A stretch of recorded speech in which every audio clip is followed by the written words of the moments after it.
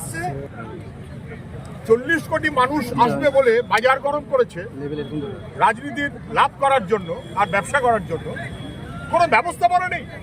কয়জন মানুষ মারা গেছে, সত্যটা কি স্পষ্ট হলো? প্রথমে অস্বীকার করলেন, 10, 15, এখন 30। আমি বলছি 100-র চাইতে অনেক বেশি। এই ফিগারটাকে হয়তো পশ্চিমবাংলায় ইতিমধ্যে 2, 1, 2, 3 করে 6। এবং কেন পোস্টমর্টেম করা হচ্ছে না, কেন ডেথ সার্টিফিকেট দেওয়া হচ্ছে না? যাতে সংখ্যাটাকে অস্বীকার করা যায়, গোপন করা যায়। এখন শোনা যাচ্ছে জেসিবি দিয়ে মাটির তলায় বডি ঢুকিয়ে দেওয়া হচ্ছে। পশ্চিমবাংলায় তৃণমূল যেমন তথ্য গোপন করে, বিজেপি গোটা দেশে, কুম্ভ মেলা তো স্পষ্ট হয়ে গেল, তথ্য লোপাট করছে। বহু মানুষ মারা গেছে, অব্যবস্থা।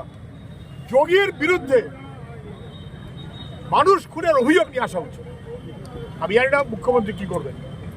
কুম্ভ মেলায় যেভাবে বিপর্যয় ঘটেছে এবং তাকে যেভাবে ধামাচাপা দেওয়ার চেষ্টা করা হয়েছে, তথ্য লোপাটের চেষ্টা করা হয়েছে, প্রথম দিনই আমরা বলেছি যোগীর পদত্যাগ করা উচিত, না হলে মোদী অমিত শাহর উচিত যোগীকে খারিজ করা।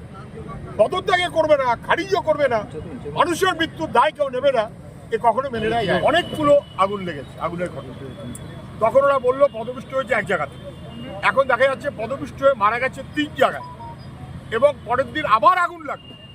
কত লোক মারা গেছে তথ্য কেন গোপন করছে? কেন পোস্টমর্টেম ছাড়া বাংলায় বডি পাঠিয়ে দিয়েছে?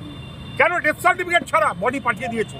ডেথ সার্টিফিকেট দিলাম না মানে দায় স্বীকার করলাম না, কিন্তু তথ্য লোপাটের মতন কাণ্ড, কোনো সন্দেহ নেই সে ব্যাপারে। আমি আবারও বলছি, যোগীর পদত্যাগ করা জরুরি, না হলে মোদী অমিত শাহ উচিত যোগীকে খারিজ করা, না হলে মানুষের উত্তর দেবে। মানুষের আবেগকে ব্যবহার করে রাজনীতি এবং ক্ষমতা এবং পয়সা, তার জন্য এতগুলো মানুষের প্রাণ বলি গেল।